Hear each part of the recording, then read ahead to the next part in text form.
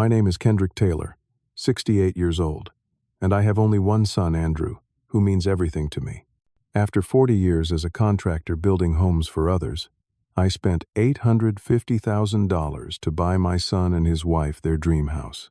Then one evening, as I was getting ready to join them for dinner, my phone buzzed. The text message simply read, "Dad, you weren't invited to dinner tonight. Tiffany doesn't want you there. Maybe another time." The pain was indescribable, but instead of fighting back, I just replied, "Okay." Then I did something they never expected. Before I share what happened next, let me know where you're watching from in the comments. Hit that like button and subscribe to hear more stories about family, forgiveness, and standing up for yourself. I grew up in a small town in Wisconsin, where my father worked at the local paper mill and my mother cleaned houses for wealthy families. We weren't poor exactly, but money was always tight.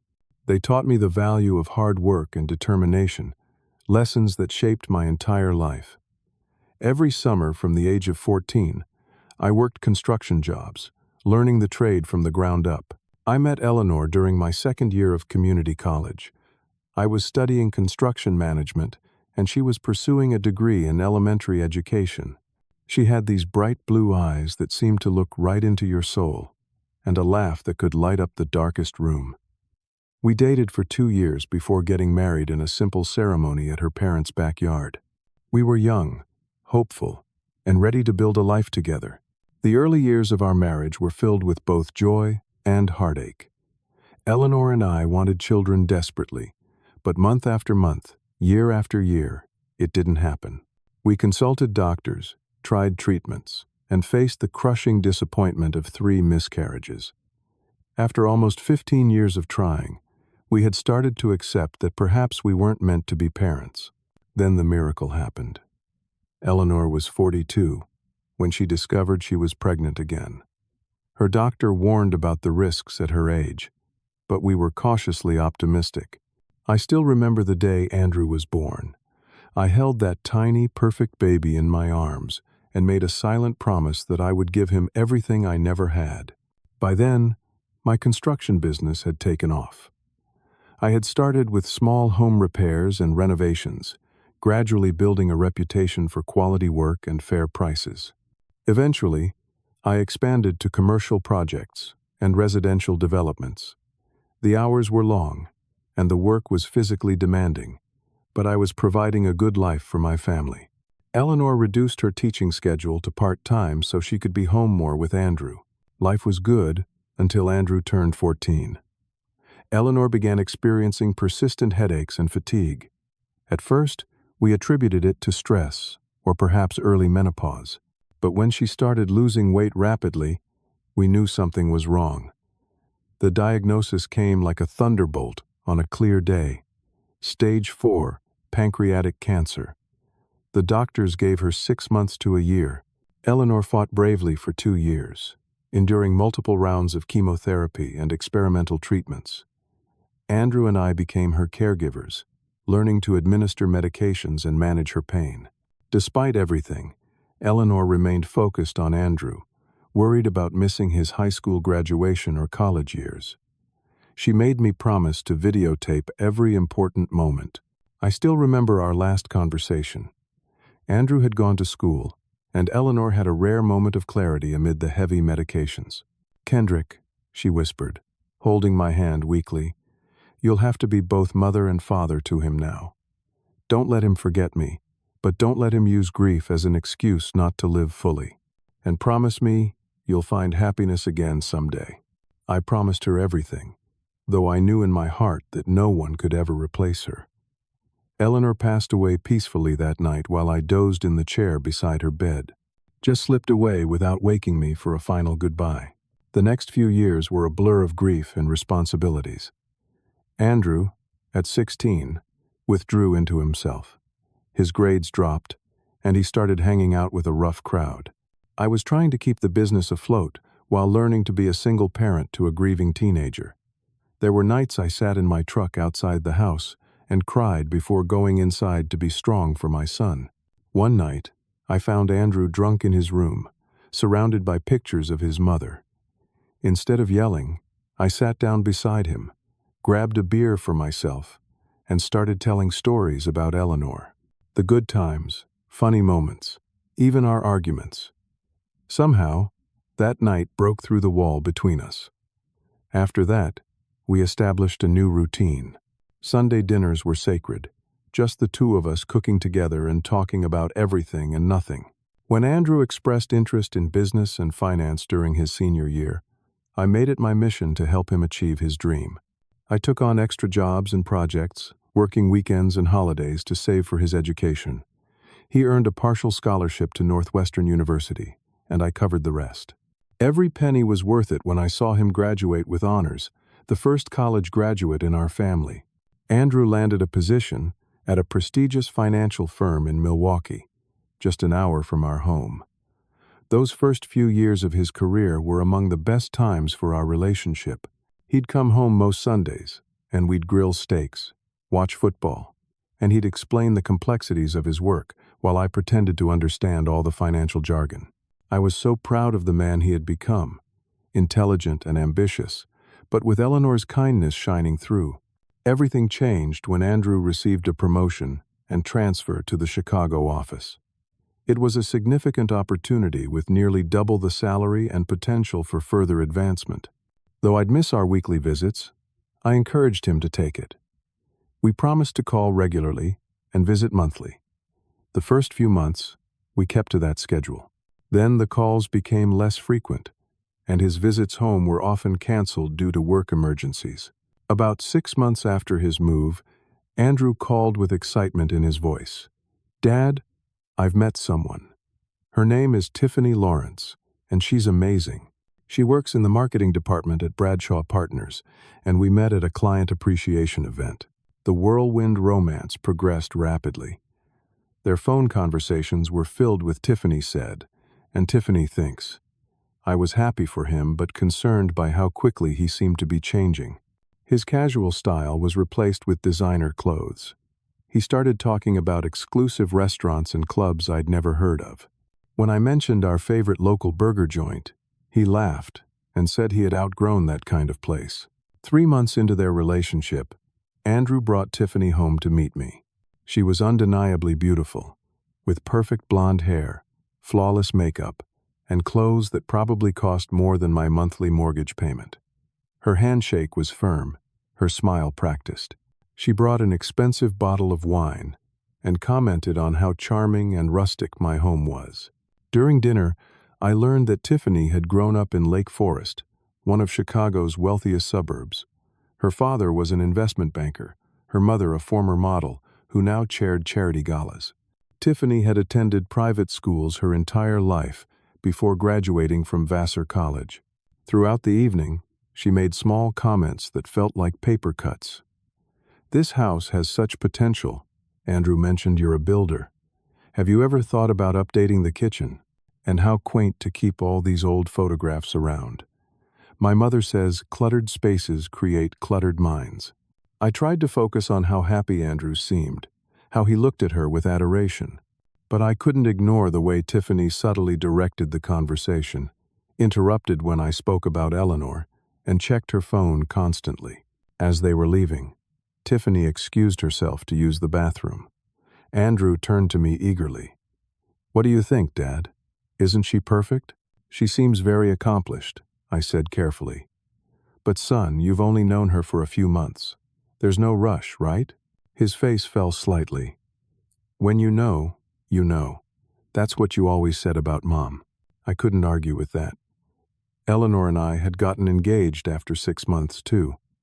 Still, something felt off, but I kept my concerns to myself. The relationship accelerated from there. Andrew began mentioning weekend trips to New York, a vacation to the Bahamas, dinners at restaurants where the waiting list was months long. His calls became even less frequent, and when we did talk, it was as if he was reading from a script about how wonderful everything was. 8 months after they met, Andrew called to announce their engagement. "We're getting married in June, Dad. Only 9 months away, so we need to start planning right away. Tiffany's already found the perfect venue." "That's wonderful news," I said, trying to match his enthusiasm while processing the surprise. "June is your mother's birthday month. She would have been so happy." There was a pause. "Actually, Dad, we chose June 7th because it's when the botanical garden Tiffany wants has an opening. I hadn't even thought about Mom's birthday being that month." That was the first real red flag. Andrew had always been conscious of honoring his mother's memory. Now it seemed like an afterthought. The weeks that followed were filled with increasingly elaborate wedding plans. The guest list grew from 100 to 300 people. The venue changed from a botanical garden to an exclusive country club. There were discussions of imported flowers, custom-designed invitations, and a 7-tier cake. "Son, this sounds like it's getting expensive," I ventured during one of our calls. "It's the most important day of our lives, Dad. Tiffany deserves the best." "I understand that. But what about Tiffany's parents? Are they contributing?" Another pause. "They're giving us a honeymoon to Bali." But Tiffany explained that traditionally, the bride's family pays for the wedding itself. Since her parents already paid for her sister's wedding last year, they thought it would be fair if we covered this one. It didn't sound fair to me, especially since Tiffany's family had considerably more money than I did. But I wanted to support Andrew's happiness, so I offered to pay for the wedding, even though it meant dipping into my retirement savings. Throughout the planning process, I noticed I was rarely consulted or included. Decisions were made and simply communicated to me after the fact. When I tried to suggest incorporating something to honor Eleanor at the ceremony, Andrew seemed uncomfortable. Later, he called to say Tiffany thought it would be too depressing to mention death at a wedding. The wedding weekend arrived, and I found myself feeling like an outsider. At the rehearsal dinner, which I paid for, I was seated at a table far from the bridal party with some distant cousins of Tiffany's. During the ceremony itself, Tiffany's father walked her down the aisle. Her mother gave a reading, but there was no role for me beyond walking to my seat alone. At the reception, I gave a heartfelt speech about love and partnership, including a brief, gentle mention of how proud Eleanor would have been. Later, I overheard Tiffany telling her bridesmaids, "God, that was so awkward. He had to bring up the dead wife. Andrew warned me he gets emotional."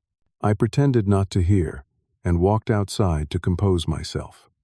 When I returned, Andrew and Tiffany were surrounded by her friends and family. He caught my eye and waved, but made no effort to include me in their circle. That night, alone in my hotel room, I reminded myself that weddings are stressful. Things would settle down now that the big event was over. Andrew and Tiffany would establish their life together, and I would find my place in their new family structure. But as the weeks passed, that place never materialized. They moved into an exclusive high-rise apartment in downtown Chicago. My calls went to voicemail more often than not. When Andrew did call, our conversations were brief and superficial. Tiffany was always just stepping out or taking another call whenever I asked to speak with her, too. I was invited to Thanksgiving, then uninvited 3 days before because Tiffany's college friends surprised her by flying in. For Christmas, I received an invitation, but was told they could only accommodate me for Christmas Eve, not the actual day, because Tiffany's family had a long-standing tradition. When I arrived bearing gifts, I discovered a full house of her relatives, who were clearly staying through Christmas Day. Each slight hurt, but I kept making excuses. They were young and establishing their own traditions. Marriage requires compromise and adjustment. I reminded myself not to be the clingy father who couldn't let go. But the truth was, I was lonely. The big house where Andrew grew up now echoed with silence. My business was stable, but no longer growing as I had started thinking about retirement. Most of my friends were couples, and I had gradually fallen out of their social circles after Eleanor died. Still, I held on to hope that things would improve. Perhaps when they had children, Tiffany would see the value of having a doting grandfather involved in their lives. I just needed to be patient and keep the door open. The call came on a Tuesday evening in March, about 18 months after the wedding. I was surprised to see Andrew's name on my caller ID. "Dad, great news," he began without preamble. "Tiffany and I are thinking about starting a family." My heart leapt with joy. "That's wonderful, son. I'm so happy for you both.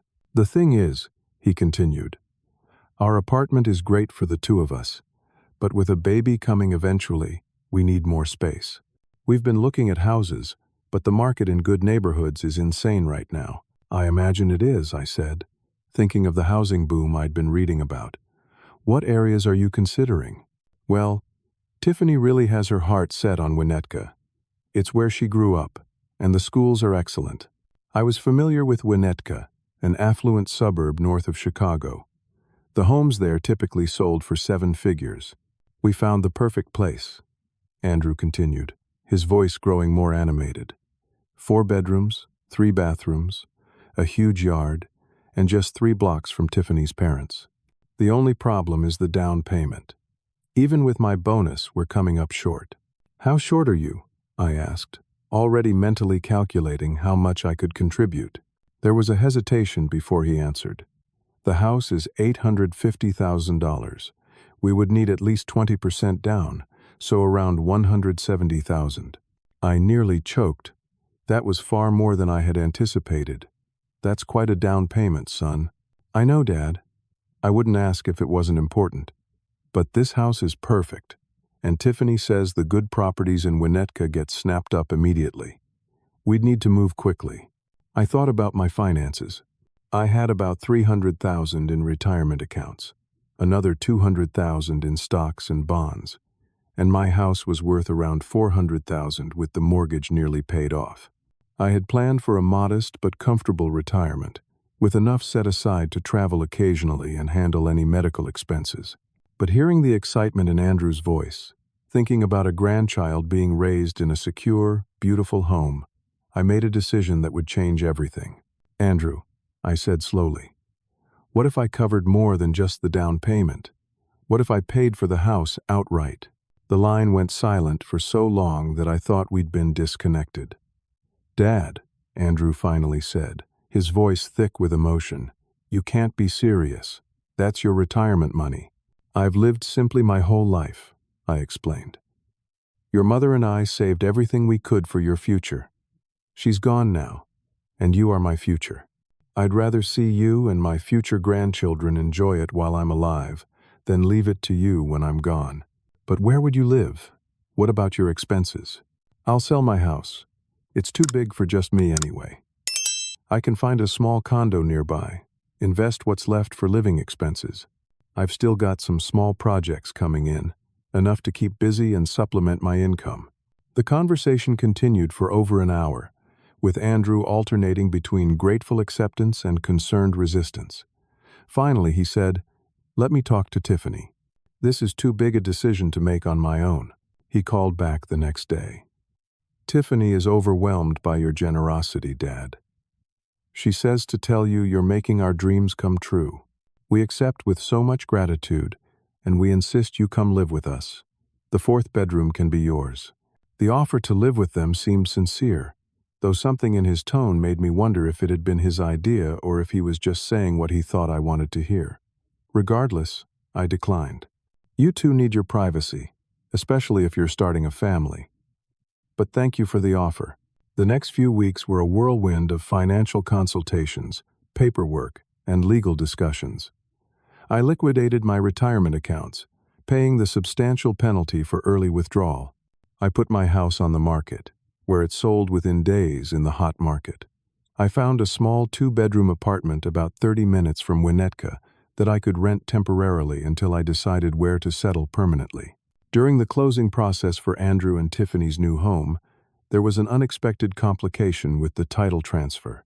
My attorney, Susan Patel, advised that due to some issues with the seller's documentation, we should proceed with the purchase, but delay transferring the deed into Andrew and Tiffany's names until the matter was resolved. It's just a formality, she assured me. The house is theirs in every practical sense. We'll complete the transfer once the paperwork is straightened out. I explained this to Andrew, who seemed unconcerned. They were too excited about moving in and beginning renovations. Tiffany already had plans to remodel the kitchen, update all the bathrooms, and convert one bedroom into a home office. The day they received the keys, I brought over a bottle of champagne.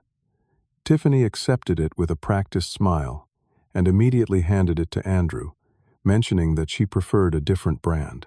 She gave me a perfunctory tour of the empty house, already talking about the changes she planned to make. "It's going to be so much work to bring this place up to standard," she sighed, running a manicured finger along a perfectly good granite countertop, "but worth it once we erase all signs of the previous owner's questionable taste."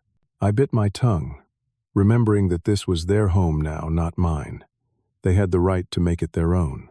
When I left that evening, Andrew walked me to my car. "Dad, I don't know how to thank you for this. It's incredible what you've done for us. Just be happy, son. That's all the thanks I need." He hugged me tightly, reminding me of the boy he had once been. "We'll have you over for dinner once we're settled, I promise." I drove back to my empty apartment, surrounded by boxes yet to be unpacked, feeling both lighter for having helped my son and strangely hollow, as if I had given away something more than just money. 3 weeks passed. I had settled into my apartment and was adjusting to the smaller space. I called Andrew twice, getting his voicemail both times. He finally called back, sounding harried. "Sorry, Dad. It's been crazy with the move and renovations. Tiffany's had the contractors here every day." "No problem. I understand how hectic moving can be. How's the house coming along?" "It's getting there. Actually, we're having a small dinner this Friday to show it off to some friends. Nothing fancy, just a casual housewarming." My heart lifted. "That sounds wonderful. What time should I come over? Can I bring anything?" "Let me check with Tiffany about the details and get back to you," he said quickly. "She's handling the planning." "Of course. Just let me know." By Thursday, I hadn't heard anything more about the dinner. I called and left a message asking for details, trying to sound casual rather than anxious. When Friday morning arrived with still no response, I decided to be proactive. I went shopping, selecting a beautiful houseplant, a set of crystal whiskey glasses I knew Andrew would appreciate, and a small silver picture frame engraved with "Home is where your story begins." I found a card with a simple message about new beginnings and warmth, adding my own note about how proud I was of them and how happy I was to see them in their new home.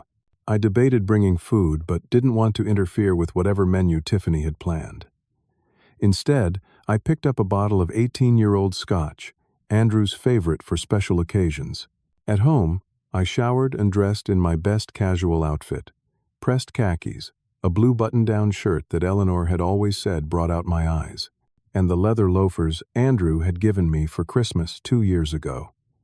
I carefully loaded the gifts into my car and punched the address into my GPS, although I already knew the route by heart. As I was about to leave, my phone buzzed with a text message. It was from Andrew. "Dad, you weren't invited to dinner tonight. Tiffany doesn't want you there. Maybe another time." I stared at the screen, certain I had misread. But the words remained unchanged. I felt as if I'd been punched in the stomach, all the air leaving my lungs at once. My hands shook as I sat down heavily on the edge of my bed. After everything, after giving them my life savings, after uprooting my own life, I wasn't welcome at their dinner. Not even a phone call, just a cold text message. I sat there for what felt like hours, the gifts beside me, dressed up with nowhere to go. 1,000 responses ran through my mind. Angry ones. "I paid for that house." Hurt ones. "How could you do this to me?" Pleading ones. "Please, son, don't shut me out." In the end, I typed just one word. "Okay." Then I turned off my phone, poured myself a glass of the scotch I had bought for Andrew, and stared at the wall of my small apartment. The silence around me seemed to echo with loss, not just of an evening, but of the relationship I thought we had, of the future I had imagined for us as a family. Around midnight, I turned my phone back on. There were no missed calls or messages from Andrew. Whatever guilt he might have felt hadn't been strong enough to prompt a follow-up. I called my younger brother Frank, despite the late hour. He answered groggily but was fully alert once I explained what had happened. "Are you kidding me?" he exploded. "After you gave them the whole damn house? This is outrageous, Kenny. You need to call a lawyer and get your money back." "It's not about the money," I said wearily. It's about Andrew, about losing him. You're not losing him. He's letting that woman pull him away. You need to fight back. Fighting never solved anything in a family, I replied, thinking of the few times I had seen my own father lose his temper, how it had always made things worse, never better. Then what are you going to do? Just take it? Let them walk all over you? I stared at the glass in my hand, swirling the amber liquid. No, I said finally. I won't fight, but I won't just take it either. I think it's time to establish some boundaries. What does that mean exactly? I'm not sure yet, but I'm going to figure it out. After we hung up, I sat in the dark, thinking about Eleanor, about what she would advise. She had always been wiser than me when it came to relationships, understanding that love sometimes required standing firm rather than always giving in. By morning, I had the beginnings of a plan. It wouldn't win me any Father of the Year awards, and it might strain my relationship with Andrew even further in the short term. But doing nothing would guarantee a future where I was an afterthought in my son's life, invited out of obligation, if at all, always walking on eggshells around Tiffany. I called Susan Patel and asked her to meet me for coffee as soon as possible. It was time to discuss that deed transfer. Susan was waiting for me at a quiet corner table in a local coffee shop when I arrived. She was a no-nonsense woman in her 50s who had handled my business contracts for years and helped with Eleanor's estate after she passed. "Kendrick," she greeted me, pushing a cup of black coffee toward me. "You sounded serious on the phone. Is everything all right?" I explained the situation, from the gift of the house to last night's text message. Susan listened without interruption, her expression growing increasingly concerned. "So," I concluded, "before we process the deed transfer, I want to know my options." She tapped her pen against her legal pad. "Well, legally speaking, the house is still in your name. You paid for it outright. While there was clearly an intention to gift it to your son and daughter-in-law, without the deed transfer, you remain the owner. What does that mean practically? It means several things. You could sell it, though that would obviously create serious family conflict. You could continue to let them live there under a formal rental agreement, or you could proceed with the gift as planned, perhaps with certain conditions." "Conditions?" I leaned forward, interested. A deed transfer can include various stipulations. For instance, you could include a life estate for yourself, guaranteeing your right to live there if needed. Or you could create a trust that transfers full ownership only when certain conditions are met. I considered this. I don't want to control them or punish them. I just want a relationship with my son, and hopefully with my future grandchildren. Susan nodded thoughtfully. "Then perhaps we need to have a frank conversation with Andrew about expectations going forward. The house can be part of that conversation, but shouldn't be the entirety of it." We talked for another hour, developing a strategy that wouldn't use the house as a weapon, but would establish clear boundaries about how I expected to be treated. By the time we parted, I felt a newfound sense of resolve. Over the next 2 weeks, I made several important decisions. First, I found a small house for sale just 15 minutes from Andrew and Tiffany's neighborhood. It wasn't fancy, but it had a nice yard and a garage I could convert into a workshop. I used the proceeds from my old house to buy it outright. Second, I reached out to a community center nearby that offered construction training for at-risk youth. They were delighted to have an experienced contractor volunteer to teach basic skills. It gave me a sense of purpose and connection to be around young people eager to learn. Third, I joined a grief support group for widowers. I had avoided such groups after Eleanor died, thinking I needed to be strong for Andrew. Now I realized I had never fully processed my own grief, and it was affecting how I handled other losses in my life. 3 weeks after the text message incident, with still no communication from Andrew, Susan sent a certified letter to the house in Winnetka. It explained in clear, professional language that the deed transfer was pending completion of certain legal requirements, and requested a meeting to discuss the matter. Andrew called within hours of receiving it, his voice tight with anger. "Dad, what is this about? Why are we getting legal letters about the house?" "Hello, Andrew," I said calmly. "I've been trying to reach you for weeks. We've been busy with the house. You know that. What's going on with the deed? I'd rather not discuss it over the phone. Could we meet somewhere? Just you and me." He sighed heavily. "Tiffany wants to be part of any discussion about the house.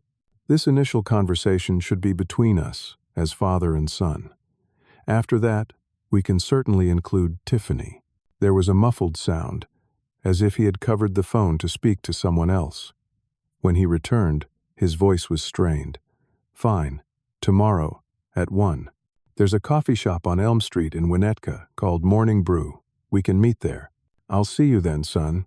"Wait," he said before I could hang up. "Is this about the dinner? Are you doing this because we didn't invite you? Because that's really immature, Dad." I took a deep breath, resisting the urge to react emotionally. "This is about much more than one dinner, Andrew. I'll explain tomorrow." The coffee shop was busy when I arrived the next day, full of well-dressed women having lunch and young professionals with laptops. Andrew was already there, seated in a corner with a scowl on his face. He didn't stand when I approached. "Thanks for meeting me," I said, taking the seat across from him. "Let's just get to the point. What's going on with the house?" I studied my son's face, noting the dark circles under his eyes, the tense set of his jaw. He looked unhappy and exhausted. "The house is legally still in my name," I began.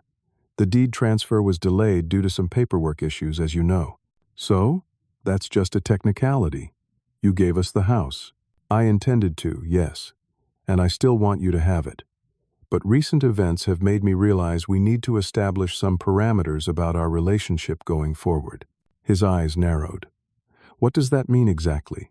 "It means that I will complete the deed transfer, making you and Tiffany full owners of the house, with 2 simple conditions." "Conditions?" His voice rose, drawing glances from nearby tables. "You're blackmailing us?" "No, Andrew. I'm asking for basic consideration as your father. The conditions are simple. First, a standing family dinner once a month. Second, when you have children, I want to be part of their lives as their grandfather. Regular visits, involvement in important events, the normal things a grandfather should experience." Andrew stared at me in disbelief. "You're using the house to force us to see you?" "Dad, that's manipulation. I prefer to think of it as establishing healthy boundaries. I've given everything I have to support your happiness. All I'm asking in return is to remain part of your life." "Tiffany will never agree to this," he muttered, running a hand through his hair. "That's between you and your wife. But I want you to consider something, son. If Tiffany is opposed to having me visit once a month or having me involved in my grandchildren's lives, what does that say about the future she envisions for your family?" He had no immediate response to that. We sat in uncomfortable silence until he finally spoke. "I need to discuss this with Tiffany." "Of course. Take whatever time you need. I've moved into a new place nearby. Here's the address when you're ready to talk." I slid a card across the table. "And Andrew, I love you. That hasn't changed, and never will." He took the card without meeting my eyes and left without another word. As I watched him walk away, shoulders hunched against some invisible weight, I wondered if I had made the right decision. Perhaps Frank had been right about fighting harder. Or perhaps I should have just given them the house, without conditions. But deep down, I knew that continuing as we had been would lead to even greater heartache. Sometimes love means setting boundaries, even when it's painful. 5 days passed with no word from Andrew. I kept busy with my volunteer work and setting up my new house, but anxiety gnawed at me constantly. Had I pushed too hard? Not hard enough? Finally, my phone rang on a Sunday afternoon. Andrew's voice was formal, distant. "Tiffany and I would like to meet with you to discuss the house situation. We've made a reservation at La Petite Bistro for 7 tonight. We thought neutral territory would be best." I recognized the restaurant name as an upscale French place in downtown Winnetka. "I'll be there," I agreed. The restaurant was elegant and hushed, with white tablecloths and subdued lighting. Andrew and Tiffany were already seated when I arrived. She was impeccably dressed in a designer outfit that probably cost more than all the clothes in my closet combined. Her expression was cold and unwelcoming. Andrew stood briefly to greet me, his face a mask of tension. As soon as I sat down, Tiffany went on the offensive. "I want to make it very clear that what you're doing is completely unacceptable," she began, her voice low but intense. "Using the house as leverage is manipulative and controlling." "Good evening to you too, Tiffany," I replied calmly. "I understand this is upsetting, but I'd appreciate if we could discuss this respectfully." "Respectfully?" she hissed. "You promised us a gift, and now you're adding conditions after the fact. There's nothing respectful about that." Andrew placed a hand on her arm. "Let's try to keep this civil. Dad, we've discussed your proposal, and we have concerns." "I'm listening," I said. "These conditions feel like an intrusion on our privacy and autonomy as a married couple. We should be able to decide who visits our home and when, not have it mandated by a legal document." Before I could respond, Tiffany cut in. "And the idea that we need to be legally obligated to include you in our children's lives is honestly offensive. If we choose to have children, we get to decide who's involved in their upbringing." I took a sip of water, gathering my thoughts before responding. "I understand how it might seem that way from your perspective, but from where I sit, I've given everything I have to help you start your lives together, only to be increasingly pushed aside." "That's not true," Andrew protested weakly. "Isn't it? When was the last time you called me just to talk? When was the last time I was welcome in your home without feeling like an intruder?" The text message about the dinner was just the culmination of a pattern that's been developing since your wedding. Tiffany's eyes flashed with anger. "So, this is punishment because you felt left out of a dinner party? Grow up." "Tiffany," Andrew cautioned, but she was just warming up. "No, I'm tired of tiptoeing around this. Your father has this ridiculous idea that because he's your father, he gets unlimited access to our lives. That's not how adult relationships work. We're not obligated to include him in everything just because he's family." "You're right, Tiffany," I said quietly. "You're not obligated to include me in everything or even anything. But neither am I obligated to give you a house worth nearly $1 million with no expectation of basic courtesy in return." She leaned forward, eyes narrowed. "So it is about the money. You're holding it over our heads." "It's about respect," I corrected, "and about whether I'm considered part of this family or just a convenient bank account." Andrew looked miserable, caught between his wife and his father. "There has to be a compromise here. Dad, what if we agreed to regular family gatherings without making it a legal requirement tied to the house?" Before I could answer, Tiffany turned on him. "Why are we even negotiating? This is outrageous. The house was a gift. He can't legally take it back now." "Actually," I interjected gently, "since the deed was never transferred, legally I can. But that's not what I want, Andrew. I just want some assurance that I won't be completely excluded from your lives going forward." Tiffany stood abruptly. "I need a minute," she said, grabbing her purse and heading toward the restrooms. When she was out of earshot, Andrew slumped in his chair. "Dad, you have to understand the position this puts me in." "I do understand, son. More than you know. But I also understand that the pattern we've established isn't healthy for any of us, including you." He looked up, surprised. "What do you mean?" "I've watched you change over the past 2 years. You're not the same person you were. You seem constantly stressed, walking on eggshells. That's not the life your mother and I wanted for you." "Don't bring Mom into this," he said, but without heat. "She is in this, Andrew. She's in every decision I make about you, about us as a family. She would have hated seeing us drift apart like this." Tiffany returned before he could respond. "I've thought about it," she announced, sitting down. "And I've decided we don't need your house or your conditions. We can get our own mortgage and buy a different house, one without strings attached." Andrew looked shocked. "Tiffany, we can't afford the kind of house we want on our own. Not in Winnetka. Then we'll buy in a different neighborhood. I'm not subjecting myself to monthly interrogations over dinner just to keep this house." "It's not about interrogations," I tried to explain. "It's about maintaining a family connection. It's about control," she countered. "And I won't be controlled." She turned to Andrew, her expression leaving no room for argument. "It's time to choose, Andrew. Do you want a future where your father dictates the terms of our lives? Or do you want us to build our own life together, on our own terms?" The restaurant seemed to fall silent around us as Andrew looked between his wife and me, anguish clear on his face. I wanted to tell him it wasn't a fair choice, that he could have both of us in his life without this painful division. But I remained silent, knowing this was his decision to make. "I love my father," he began slowly, "but Tiffany is my wife. We're a team now. If these are the terms, Dad, then I guess we'll be finding our own house."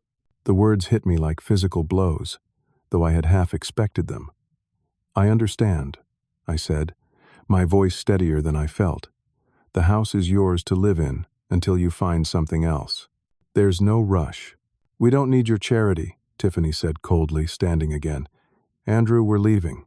My son gave me one last, conflicted look before following his wife out of the restaurant. I sat alone at the table, the untouched food growing cold, wondering if I had just lost my son forever in a misguided attempt to save our relationship. The next 3 months were among the loneliest of my life. Despite my message that they could stay in the house while looking for a new place, Andrew and Tiffany moved out within weeks, leaving the beautiful home sitting empty. Through the neighborhood grapevine, I heard they had taken a luxury apartment downtown while house hunting. I threw myself into my volunteer work at the community center, finding solace in teaching young people skills that might change their lives. I expanded my workshop and started crafting handmade furniture, something I'd always wanted to do but never had time for during my contracting career. I attended my grief support group faithfully, and even started dating occasionally, though nothing serious developed. There were moments when I questioned my decision to stand firm, especially on quiet Sunday evenings when I would have given anything to hear Andrew's voice. I called him twice, leaving brief messages saying I was thinking of him and hoped he was well. He never returned the calls. Then, at 11:30 on a Tuesday night in July, my phone rang. Andrew's name flashed on the screen. "Andrew, is everything okay?" I answered immediately, concern overriding the hurt of the past months. "Dad." His voice was shaking. "I'm at Northwestern Memorial Hospital. I need you." I was already grabbing my keys. "What happened? Are you hurt?" "Just come. Emergency room entrance. Please hurry." I made the 30-minute drive in 20, my mind racing with terrible possibilities. Had there been an accident? Was Tiffany ill? Andrew was waiting just inside the emergency room doors, his right arm in a cast, a dark bruise blooming on his cheekbone. He looked simultaneously relieved and ashamed to see me. "My God, what happened to you?" I asked, instinctively reaching out to inspect his injuries. He flinched slightly at my touch. "Can we talk somewhere private?" We found a quiet corner of the waiting area. Andrew sat heavily, looking exhausted beyond his years. "Tiffany and I had a fight," he began, his voice barely above a whisper. "About money, about the house, about everything. It got ugly.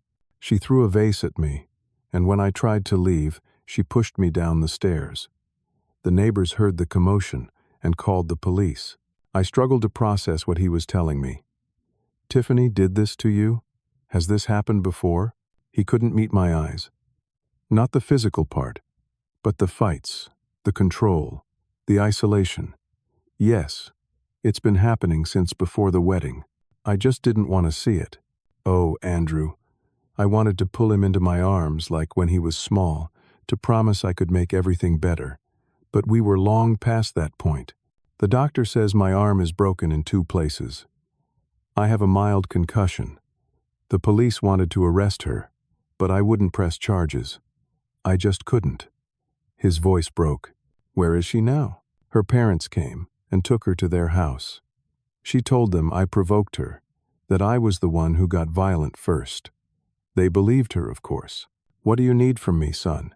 He looked up then, his eyes filled with a mixture of pain and relief. "Can I stay with you for a while?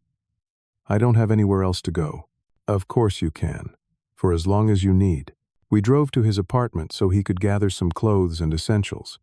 The place was in disarray, with broken glass on the floor and a dent in the wall. Andrew moved through the rooms like a ghost, methodically collecting his belongings while I waited silently, trying to give him space to process what was happening. At my house, I settled him in the guest room with gentle instructions to rest. Before he closed the door, he turned to me with tears in his eyes. "I'm sorry, Dad. You tried to warn me, in your way. I just couldn't see it. This isn't your fault, Andrew. Controlling relationships develop gradually. They're hard to recognize when you're in them. Still, I chose her over you. Over everyone, really. All my old friends, colleagues I was close to, even Mom's family. Tiffany had a problem with all of them, and I just kept making excuses. Get some sleep," I said gently. "We can talk more tomorrow." Over the days that followed, Andrew began to open up about his marriage. How Tiffany had initially been charming and attentive, making him feel special and chosen. How after the engagement, her behavior began to change, with increasing criticism and control over his choices, his friendships, his relationship with me. How she would alternate between coldness and affection, keeping him off balance, and constantly seeking her approval. The dinner party, he admitted one evening as we sat on the porch. "The one I texted you about? It never existed. Tiffany saw me texting you about coming over and made me send that message. She said you were too involved in our lives, that it wasn't normal." "And the house conditions?" I asked. "Were those as offensive to you as she made them sound?" He shook his head. "I wanted you in our lives, Dad. I missed our Sunday dinners, our talks, but Tiffany would get so angry whenever I mentioned you. It was easier to just go along." With my support, Andrew filed for divorce and obtained a restraining order against Tiffany. Her parents hired aggressive lawyers who tried to characterize Andrew as unstable and abusive, but the medical records and police reports told a different story. The process was painful and drawn out, with Tiffany alternating between tearful pleas for reconciliation and vicious attacks on Andrew's character. Throughout it all, I remained a steady presence, neither pushing him to talk nor allowing him to isolate himself. I introduced him to a therapist, specializing in emotional abuse recovery, and gradually began including him in my volunteer work at the community center, where the physical act of building something seemed to help him rebuild his sense of self. 6 months after that night in the hospital, the divorce was finalized. The court ordered the empty house in Winnetka to be sold, with proceeds split between Andrew and Tiffany. I insisted Andrew take the larger share, despite my contribution to the purchase. "It's your money, Dad," he protested. "It's our future," I corrected him. "Use it to start fresh. Buy a comfortable place. Invest the rest. Just promise me you won't let this experience make you bitter or afraid to trust again." Around this time, Eleanor's sister Jane, who had lost touch with us after the funeral, found us through social media. She began visiting regularly, bringing with her stories about Eleanor that even I hadn't heard, photographs from their childhood, and a warmth that helped heal some of the emptiness in our family circle.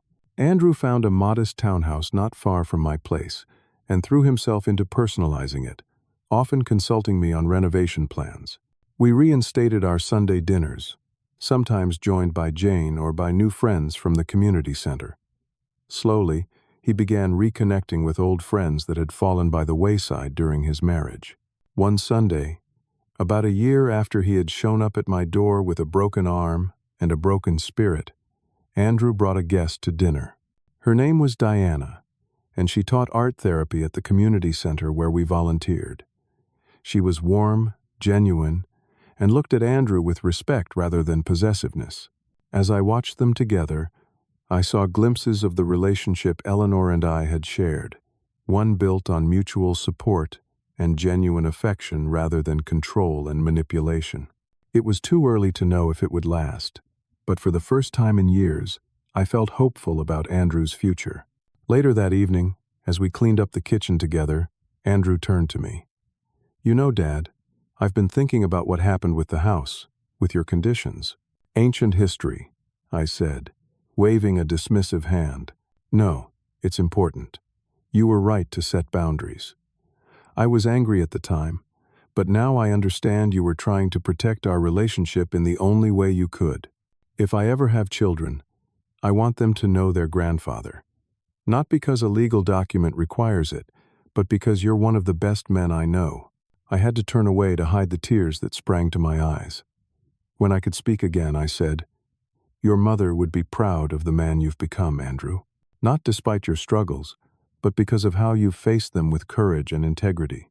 He smiled, a genuine smile that reached his eyes in a way I hadn't seen in years. "I think she'd be proud of both of us."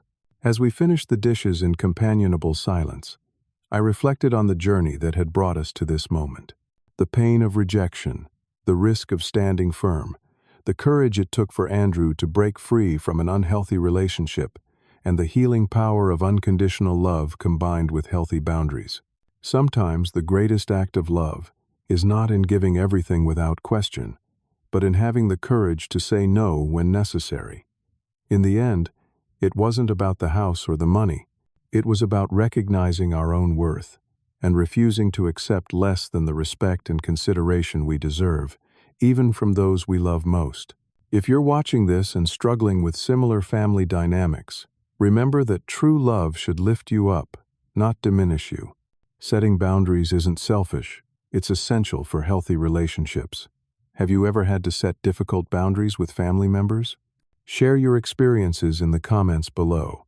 And if this story resonated with you, please like, subscribe, and share it with someone who might need to hear it. Remember, it's never too late to rebuild broken relationships or to start creating the life you deserve. Thank you for listening to my story, and may you find the courage to stand firm in your own.